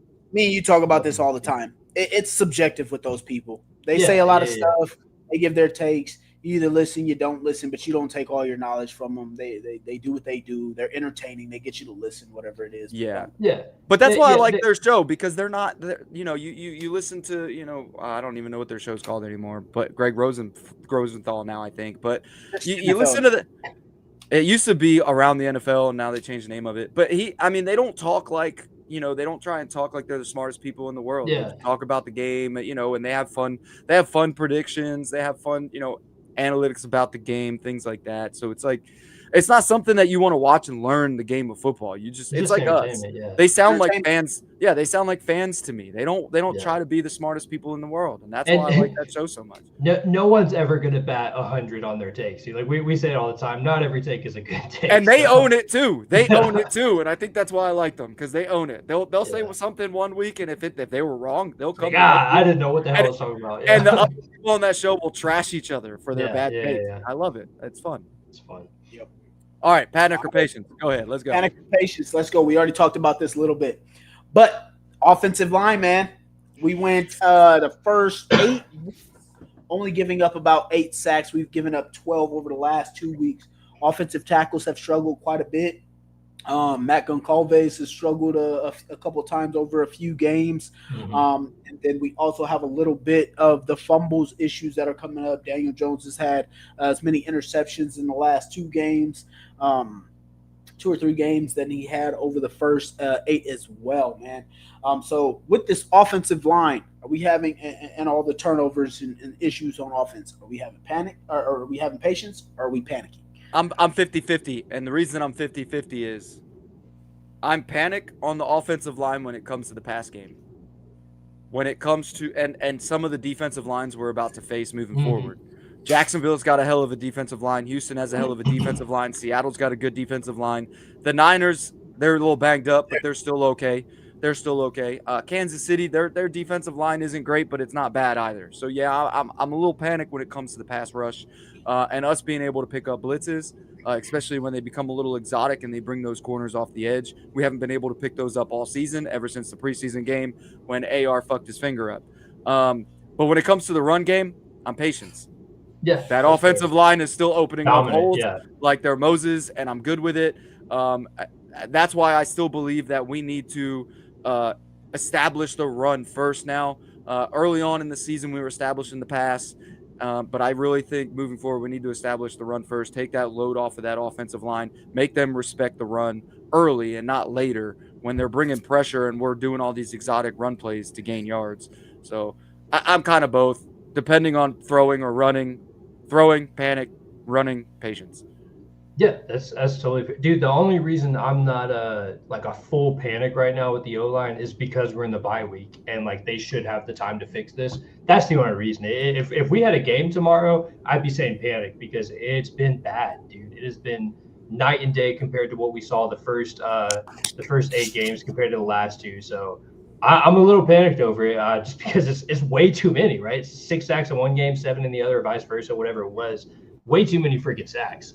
and causing turnovers, all of this shit. Like every single bad thing that has been highlighted in our offense the last 2 weeks is because of the O-line play, because Daniel Jones is getting blown the fuck up. Like that makes me panic. But the only reason I'm not fully panicked right now is because we have the bye week, we have time, and I believe they'll get it fixed. I'm going to be optimistic and say they'll get it fixed and we'll be good the rest of the year. So that's kind of where I'm at with it. For sure, man. I agree with you, Trev. There, again, like I would say panic if we didn't have the bye, just because of the fact that we've gone so long. Like if we would have had our bye already, and we would have some of the issues, and where we're going up some of these defensive edges that I had talked about. But kind of like Matt said, changing up some of the scheme a little bit, and then recognizing what you're doing poorly, breaking some tendencies, getting back to finding a new grounding for yourself. I think that helps a lot. The main reason is because we go as this offensive line goes. If you look at how good the offensive line been, that's typically how good our games will go. And then if you look at how bad our offensive line goes, that's typically how some of our games will go as well. So I definitely think it's patient that we got to buy and be able to fix some issues. So that's where I'm at with it. I also want to say that I also want to put one more point on that, and this is something that we haven't experienced since, I don't know, we had that offensive line with Andrew Luck his last season. The health has been great across that offensive line for once, and I think that's another reason why I'm not knock on wood. I think that's another reason why I'm not necessarily panicking 100% on it, because as long as they're together, they're keeping that chemistry, that camaraderie across the offensive line, and that's important. It's at least the proven starters. Like there's not a hole out there. I agree. Yeah, I was about to say I haven't been keeping a total count on it, but I think we've only lost one game from Goncalves, and then I believe one play from Big Q where he got his knee taken out. And other than that, everybody else has been in. And then let's get to number 2. Contracts, man. We got a lot of people to pay, a lot of people to think about. Daniel Jones' contract, AP's contract, Nick Cross's contract, Braden Smith contract. I know it's just a bye week, and we don't necessarily have to think about any of these things till next year. And then even with the contracts coming up the year after, obviously we finally got in a position where our quarterback can be what we've asked for years, which is just average. And Daniel Jones has even played over that to some extent at some points in time this year. But where are we thinking with contracts? With it being on the bye week, we haven't extended anybody just yet. And then we just traded for Sauce as well, so we added another contract on the books. Where are we at on contracts? Where are you guys thinking? Do you think, I guess, not necessarily major thoughts into it, but just panic or patience on the timing, if we should get some done now, or if we should wait a little bit? Are you having patience on it, or do we panic and probably get some money paid now? I think there's only one contract extension that I'm panicking on that I think we need to get done now and not later, and that's Alec Pierce. Mainly because if Alec Pierce hits the free agency market, he's going to be offered some money. That he is on pace for over 1,000 yards this season. The man is doing everything. He's improved every year. He's been excelling this season, and it's brought the question that we talked about earlier on who actually is wide receiver 1. And in my opinion, it's him. And I think that, especially with Michael Pittman Jr. aging, I do think that Alec Pierce is that guy that we need to extend now and not let him hit the free agency. Daniel Jones, I think, is going to get done either way, so I'm not necessarily panicking on that. And that's shown when we traded 2 first-round picks for Sauce Gardner, because we're not, you don't trade first-round picks if you think you're going to have to move on and find a new quarterback. Now, I do think Nick Cross, I think that's one that we can kind of wait on. I mean, he's a stellar player, but I don't think he's make or break on the defense. If I'm being completely honest, Braden Smith, I don't really care if we extend him or not. That's fair. That's fair all around. I mostly agree, man. I'd say mostly patience though, just because like this could just be a preference thing. Like their agents and stuff, they might just want to wait until the off season or later on to negotiate. They might not want to negotiate in season. And just, focus on playing and focus on winning. And if that's the case, I'm totally fine with it. I will be panicked if we get to the end of the season, though, and it's like starting to become a question of whether or not we're bringing guys like Daniel Jones and Alec Pierce back. Because I think There's no question. You have to accept both of them. To me, those two are the big ones. Yeah. The big ones, absolutely. I agree. There's some questions on Braden Smith, whether or not we bring him back. That depends on the rest of the year, to me, honestly. If he finishes the season like he starts the season, I'm offering him a contract as long as the money works out, whatever. But if it's like we've seen the last 2 weeks, we can probably find another guy. And then kind of same with Nick Cross, but I'd very much like to bring it back. But those two for sure, right?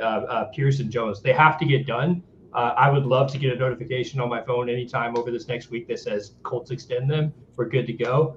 But I'm going to say patience just because it could be a preference thing of not wanting to negotiate now. And I'm fine with that. I think Daniel Jones is back either way. The Alec Pierce one is the only one I'm really panicking on because if he hits free agency, it's that's where I'm going to be like, oh, fuck. Well, I kind of feel the same about Jones just how he's played. Yeah, because then right, like you said, it becomes a bidding war, and not only that, but now we're going to end up bidding with teams that are like Philadelphia, who Kansas somehow City, have all the money, Dallas, teams that have all this freaking money. For no reason. We're going to end up losing Alec Pierce to somebody like that. He's going to go off, win a Super Bowl. I mean, unless we win a Super Bowl this year, and then maybe he takes a little bit less to stay. You know what I mean? That'd be great. Yeah, that'd be great. But it's look, if we win a Super Bowl, then kind of whatever happens. Like I'm okay. But yeah, I agree. The thing with Daniel Jones though, I don't want to see like what happened with Sam Darnold last year, where he played so well for Minnesota, and then they couldn't bring him back because they got outbid, like all this stuff. That's when I would like to see the deal done because we cannot have another new QB. Like I know Daniel Jones is not necessarily like the driving force of the offense, but he's the quarterback. He's managing the games well. He's doing everything he's supposed to do, and he fits within this system. We have to get him. We have to get that deal done and keep him. Like we cannot. Well, I don't think we're in the same situation as Minnesota was. Right? Minnesota knew that they had their future quarterback, and I think that this season had shown. They thought, but I think we've already learned after having AR start 2 seasons and then him getting beat out by DJ, because the situation down there was JJ got hurt. Yeah, that's fair. That's completely fair. So it's like it's not the same situation. AR wasn't hurt. I mean, he got hurt in a pregame warm up as the second string quarterback. So I don't think we're in that same situation as to where we're questioning whether we're going to bring DJ back. I think that is a thing, and I think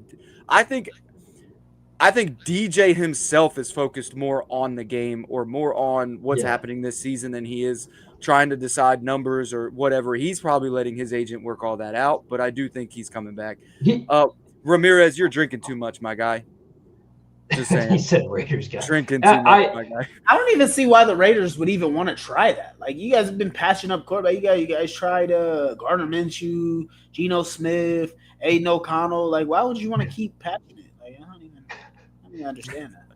I agree, though. I think Daniel Jones is that kind of guy that he's probably not going to be super involved in. It's probably going to be more of his agents. But then, too, he's seen how his career has played at other places. Like, it did not work in New York, and then he was a backup in Minnesota. Like, it's working here. I don't think Daniel Jones would want to go anywhere else when, like, this is the team for him, and he's obviously very close with Steichen. So I think it will get done. I also don't think the money that he took in New York was based off of him asking for that. I think that was pretty much what they just offered him, and he was like, "Fuck it, I'll take it." Yeah, but here he's got this relationship with Shane that other quarterbacks we've had did not have.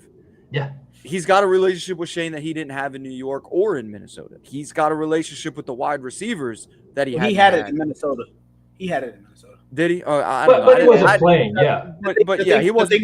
The thing with Minnesota is they were saying McCarthy's our guy. You'll be his 2 backup. good seasons in 45 years, my guy. But yeah, like it's just. I think he's at this point where he knows that his success is here in Indy, and I think that this is where he wants to stay. He's happy. When was the last time you saw Daniel Jones happy? before he had that breakout scramble and tripped. Like, yeah, that's what I'm saying. Like he's enjoying himself. The team loves him. The team is literally Indiana rallying Jones. around him. Yeah, the team rallies around him. So it's a perfect fit, man. I'm just not worried about that. Yeah, I just don't want to lose Pierce, man. I'm with you guys. I kind of, the only reason I'm panicking is just because it's like I kind of see it how like the Eagles have been doing it. If you pay people earlier, you get pennies on a dollar. So I'm thinking you sit there and if you extend them early, you get to beat the other numbers and the dollar numbers that can come up. And just like Matt said, I don't want to have to get into a bidding war over a player, especially knowing that we know Ballard. He'll kind of hold back some dollars and whatnot. As far as on the Daniel Jones of it, I would think if you're smart, like he probably even take less to stay, Cheers, just because of the situation. I don't. I wouldn't necessarily say that that's a panic for me or whatnot, unless we just completely lowball them and say like 25 a year or something like that. Yeah. Like even now, if we gave him 40, that's like right around the market at this time. That's a fair amount. Yeah. I think he'd be like. Yeah, I mean, at the time he got 40, and that was high. That was Now it's not. that was top But 5. Now Yeah, sitting now around 8 to 12 or something like that. So, and that's about where he's playing, so that's fair. Yeah. So I mean, dude's already made $800,000 off of bonuses this year. So. Again, so like I think that if he was to sit there and leave, it's like you got to think about the league around the league. Where are you going to go? Where are you going to find the perfect offensive line, weapons, and everything around you? It's like would he take off and go to New York if they overpaid him? Like, are you really going to go to the Jets? Like, are you going to want to try that? Are you going to go to the Raiders? You know what I'm saying? Like, so he doesn't seem like that money chasing kind of guy. So. Yeah, so I wouldn't necessarily say I'm panicking. It's just a thought, just because I think if you could pay some people, you can get it done earlier. But just kind of, it's just Alec Pierce to me. I don't want to get in a bidding war over Alec Pierce at his level and how he's improved every single year and how he meshes with this offense and his chemistry with DJ. MPJ has had chemistry with every quarterback we had, and now it's Alec Pierce who's got that chemistry. And I think I don't want to lose Alec Pierce. No, I'm with you, dude. I'm with you. You should go ahead and lock that up. All right, last one here, man. The schedule. I know we've talked about it before, but we literally went from the first half of it and what everybody talks about, the schedule ranking, we literally went from, I want to say it was like the 4th easiest to now we're going to the 4th hardest in the You're about to make me mad. You're about to make me mad. I'm about to go on a rant. I'm about to crash out. Got a lot of I'm about to crash out on this. I'm about to crash out on this. I'm about to throw something. To wrap up the season. Let me go ahead here real quick before Matt gets into his crash out. Give me one second here. But so I do want to touch base on Tressa's panic or patience too after this. So we'll have 4. we got the Kansas City Chiefs, and then we go to the Houston Texans. Then we have the Jacksonville Jaguars, the Seattle Seahawks, San Francisco 49ers, the Jacksonville Jaguars. Every team that we will play over the final 6 weeks of the season is either over 500 or one game under 500, and some of the best teams in the NFL. Are we having panic or patience on this schedule down the stretch? The easy schedule, hard schedule is bullshit. All right? I'm just going to start with that. I hate that. I hate this. I mean, sure, I can see teams that are harder than who we played earlier in the year. We went toe-to-toe with the Rams. We lost to Pittsburgh, and Pittsburgh, to me, is a curse. That team has always brought their A games against us. So, and each game we lost 27-20, so we didn't get our asses whooped. So it's I'm patient, man. I think the schedule's hard. The schedule was easy in the beginning of the year. That's not what the fuck they said before the season started. All right, before the season started, we were the easy one on everyone's schedule. Yeah, everyone's exactly. schedule. And every game we were supposed to play, we were supposed to have 4 wins, right? So like now that we're 8-2, you can't sit here and tell us we didn't play nobody. You can't say that, and then you can't go into the second half and be like, well, now they're about to play their hard part of the schedule. No, because before the season started, you said this entire schedule was hard for us. So get fucked, loser. It's a week-to-week league, and we're about to be healthy in the secondary. We are 8-2, and we've been using backups and undrafted free agents in our secondary for this entire season. And now we're about to be fully healthy. We get Ward back. We got Sauce Gardner. We got Kenny Moore. Jalen Jones was supposed to be a starter. Now he's going to be a rotational piece. Yeah. It's going to be a dime look type piece. Got Which Nick is Cross, great for him, by the Cam way. Bynum, and then Pratt. I mean, Zaire they are what they are, but when you got a secondary like that behind them, they should be improving. The only concerns I have defensively is with DeForest Buckner. Offensively, my only questions is what is Shane going to do schematically against every week. That's it for me. I do think we go about 12-5, maybe 13-4. If we hit that 11-6 mark, I'm panicking heading into the playoffs. Like I said, before we even came on, we were backstage. I think if we're 11-6, we're not hot going in the playoffs, and that's going to be scary. But other than that, I don't know, man. I'm patient. Yeah, I mostly agree again with everything you said, man. And I agree. Like 11-6, we were talking about this, like you said. It's funny, like if you would have told us before the season that we'd go 11-6 this year, I think everyone would be like, "Oh, fuck yeah, dude! Like that's a great year." But now, given where the benchmark is at for us, because we're sitting at 8-2, I agree. Like 11-6 would feel like a letdown because it means we've gone what is that, like 3-4 our last couple games. Like it's damn near unacceptable with what this team has shown. So I agree. We'll finish right around that 12-5, hopefully 13-4 mark. But just as far as the schedule, like, look, obviously there's a couple great teams that we have to play over the rest of the season, right? But in retrospect, we've played a couple of great teams too. Like, for some reason, people are breaking this down like, oh, that was the easy half of our schedule. Now this is the hard half of the schedule. That's not really true, man. The Falcons are a tough team. The Steelers are a tough team. The Cardinals have played teams tough and just have been on the wrong end of it. Chargers, good team. Rams, good team. Broncos, good team. The Dolphins suddenly beat the Bills and now they're good? Question mark. Like, yeah, like I agree with what you're saying, Matt. It's like the I guess conversation around the schedule, whether it's easy or hard or whatever, it's always bullshit, man. Like even the teams that we beat up on, like we beat the Chargers 38-24. They're still a good team, man. They're still a threat in the playoff, everything. People are calling them Super Bowl contenders. Exactly. Yep. Like we've played good teams and beat the hell out of them. And then we've played teams that probably aren't considered that great, like the Falcons and Cardinals, and they played us really tough. Like it almost doesn't matter, man. You play who's in front of you, and you make the most of your matchups. And it really is a game of inches. We've talked about it so many times. But one or two plays go right or wrong, and that's kind of what shapes the game, dude. At this level, so is it a tough schedule moving forward? Yeah, absolutely. Like these are some great teams, but we've played great teams and shown that we can beat them. Yeah, and it's crazy. So overall, patience. It's crazy too because before the Steelers game, I remember watching one of the shows and somebody said, not only are we dominating, but a lot of the things were going our way. A lot of the balls that, everything was just bouncing in our direction. And then when the Pittsburgh game rolled around, things were not going our way. 100%. Against Atlanta, not going our way. So that, to be 1-1 in both those games where things weren't going our way. And that thought even came to my mind against Atlanta when things were happening that I was like, Jesus, this is uncharacteristic. Yeah. It's just, and to be 1-1 in those type of games. I mean, like I said, the only teams that really concern me are the NFC side of it. And the NFC side, to me, they're legit. The NFC conference as a whole, tough. They're tough. That's a tough conference right now. And like going into the playoffs, I don't know if I'm really afraid to play any of these AFC teams if they're outside of the Bills or Chiefs. Those teams are playoff teams that if the Chiefs make it, they're always going to be in it to make a run. The Bills, they're always in it to make a run.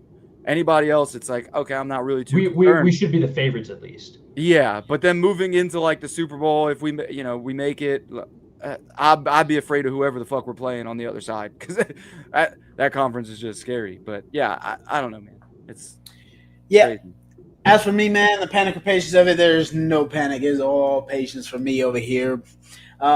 I love to do the panic or patience. Love to get you guys' opinion on it. Love for people to hear who come in and watch. Hopefully more people see it. Wish we were still on Twitter because that's where a lot of the stuff that I get will come from. But it's all patience for me, man. Look, the Chiefs are 5-4. They are third in their division, and people still say they are the favorites to be Super Bowl champions. Why the hell would I panic? Why the hell would I panic at 8-2? Like I don't see where people get it from. I don't personally care for all the tough schedule or who did you beat or whatever. Like everybody crowns the Patriots because they beat the Buffalo Bills. The Dolphins absolutely smacked the Buffalo Bills.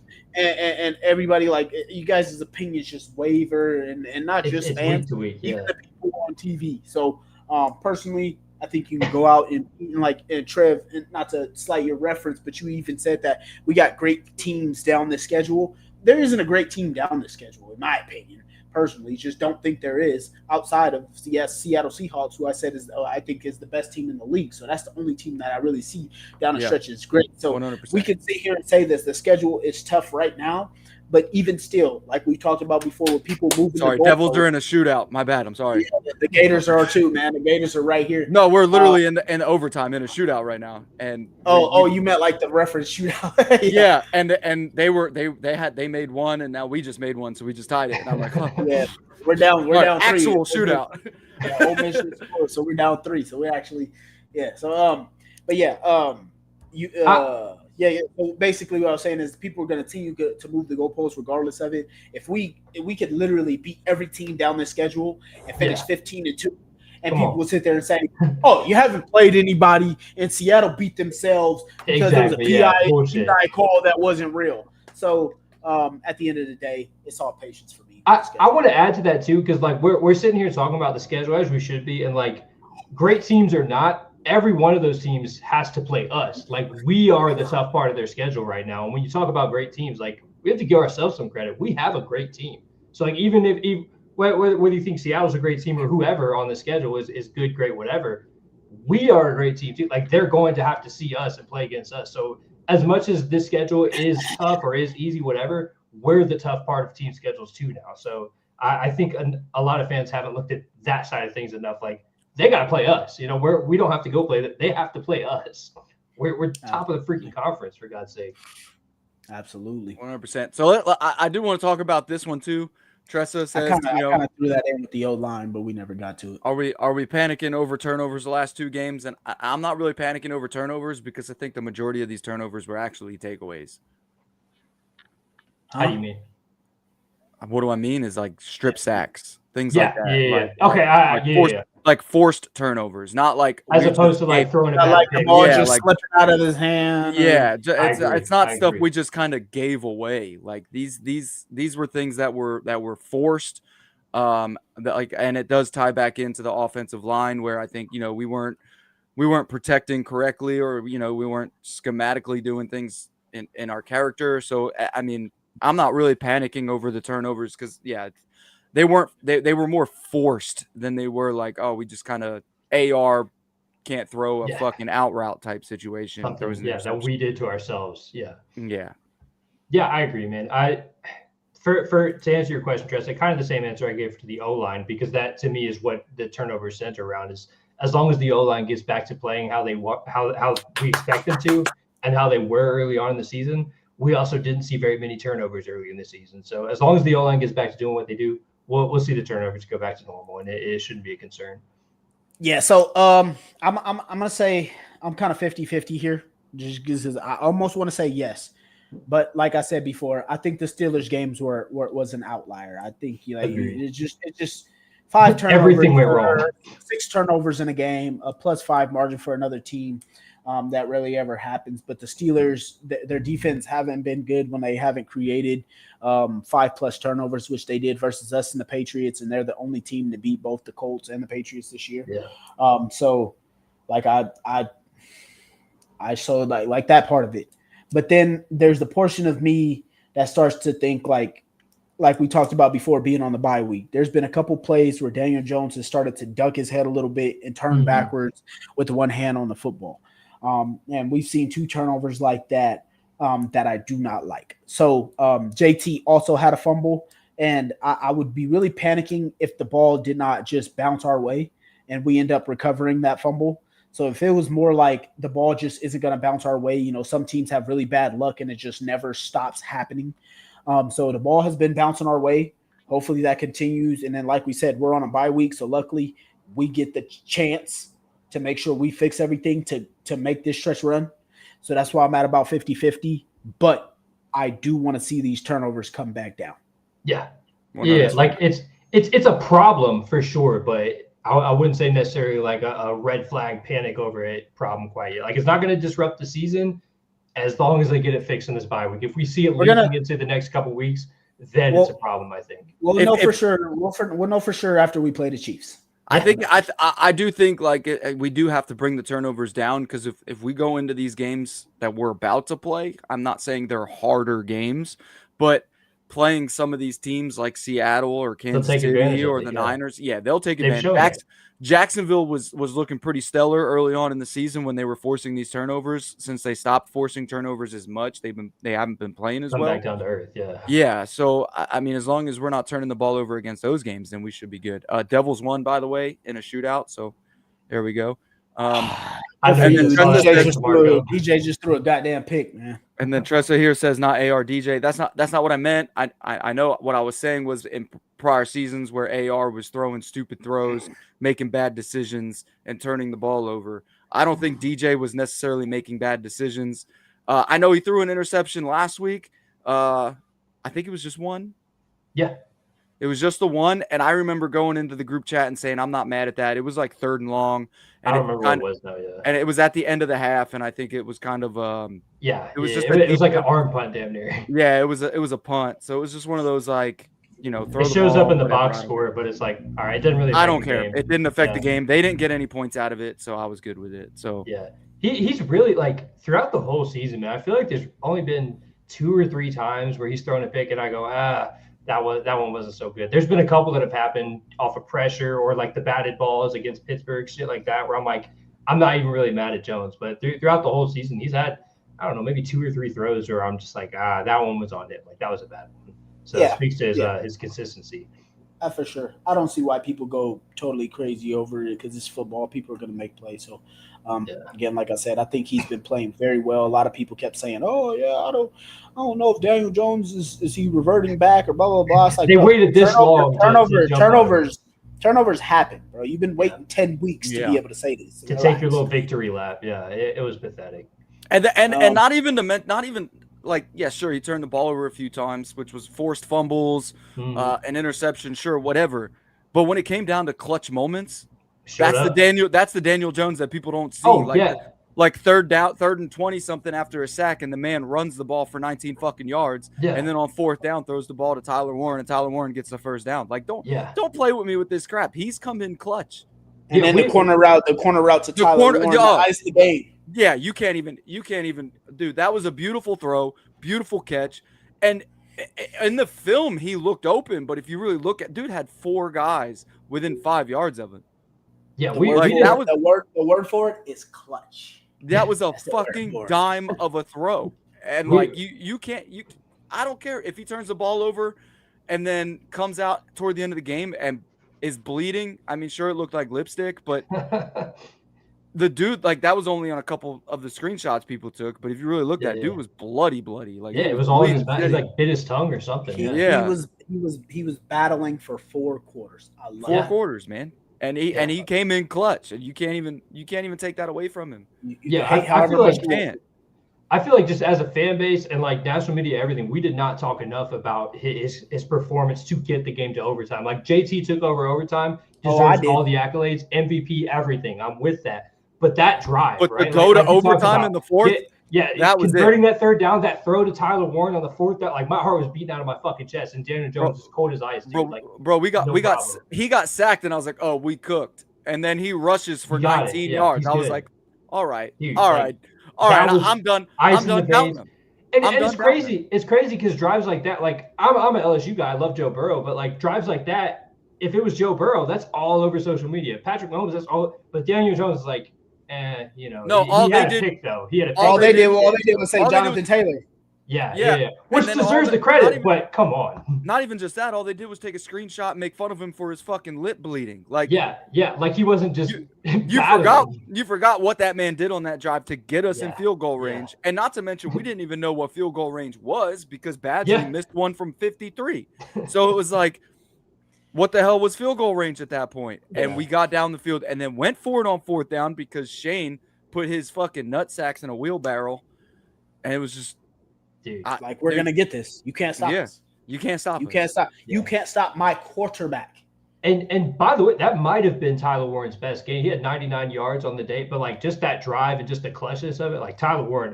We say nothing but great things about Tyler Warren, rightfully so. But that was one of his best games, man. I think it was his game to solidify him as a top 5. Yeah, especially too after kind of a rougher game last week. Pittsburgh covered him really well. Or sorry, 2 weeks ago, Pittsburgh covered him really well. So to come out like you did against the Falcons and show like, no, I haven't hit a rookie wall. I'm still the best rookie of this class. I'm still the guy. Like that was huge for me. So great game from everybody there. Yep. Yeah, you can't sleep on Tyler Warren. I'm so glad we have So that man. yeah, I definitely gave a lot of love to Daniel Jones. Everybody wants to talk about JT, but I'm like, as great as JT's game was, if Daniel Jones didn't have the rush for the 19 yards on 3rd and 21, if Daniel Jones didn't throw the pass in the bucket to Tyler Warren and make the clutch throw, like Matt said, everybody else wasn't talking about it, but I for damn sure did, and let people know, like, Daniel Jones, his confidence didn't waver. He was clutch. He battled all game long, and that's what you want out of your quarterback. So I was very happy with what he did, man. So I think I loved everything. We got the guy. Yeah, I mean, that's my thing, man. Like, the NFL is so fast to make fun of Daniel Jones. But but it's like they're not watching the games, man. It's like people didn't wake up and actually watch that game. I woke up at 5:30 in the morning on a Sunday after a night of drinking, and I was like, I woke up and I was watching that game, and it's like, sure, I'm a fan. Yeah, and I wake up and watch every international game. I'm not gonna lie, I wake up at 6 o'clock, I turn the TV on, and the game's on, and I'm just laying in bed. And it's just like, watch the game before you run your mouth. Yeah, and just start going off of numbers because you went and saw the box score watching. Yeah. That's so easily twisted. So easily. People love to come to want to hate on the Colts, and they want to see Daniel Jones fail. So I'm not surprised by it. He's balling, dude. He's balling. That's all that matters. Yep, absolutely. Well, there it is, folks. Appreciate everybody came through. Tress, I know you said our predictions. We will be on next week, bearing no interruptions. Actually, well, we will let you guys know because I think that is Thanksgiving weekend, I believe. If we'll have to see. That'll be 2 weeks from now. I think we should be on next weekend, so you'll be able to get our predictions for Colts versus Chiefs. We shall be here ready for you guys. So appreciate everybody who came through tonight. I think we had I want to say it was about 4 or 5 new viewers in here, so appreciate everybody came through. Appreciate all of you guys, man. Hey, we'll catch you guys next. We're gonna beat the hell out of the bye week. All right, we're going 8-2 tomorrow. Oh yeah, we got the bye week 86-0. We're playing Madden, with this bye week. But appreciate everybody. All y'all have a good night. Hell yeah! And as always, go Colts. Go Colts. Go Colts. Second down, he fakes the Taylor, fires over the middle, completes. Pittman